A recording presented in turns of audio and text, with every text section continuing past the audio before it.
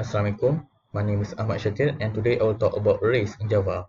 Arrays are used to store multiple values in a single variable instead of declaring separate variables for each value. And to show how arrays work, I will show you in my class called SalesmanApp. We only use arrays in the app class. So to define arrays, define the variable type with a pair of square brackets. So first, we put the data type. So here I put salesman_info as from my salesman_info class, and then the object name equals to new salesman_info, and then in the next pair of square brackets we put the array size, and array size indicates how many values we want to put in the array.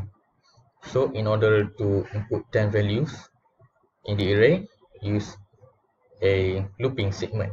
So here use a for statement, integer I equals to 0, I less than 10, I plus plus. So here we have the input statement, and then after all the input segment is here salesman I, and I refers to the current value of the loop.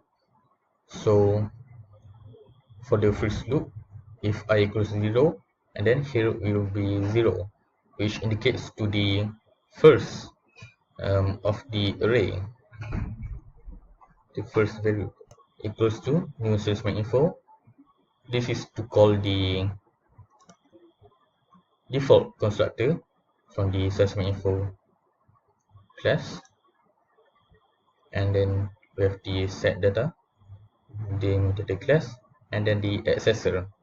So here we see all of these use square brackets if I inside for access the specific value of the current array, and then here also to print as well we use square bracket if I to display the current array. So if we run it,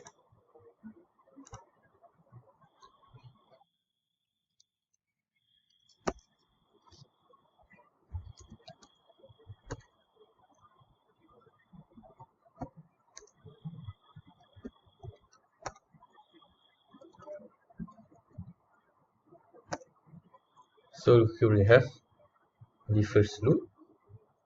This is the first first array, and then if we go again,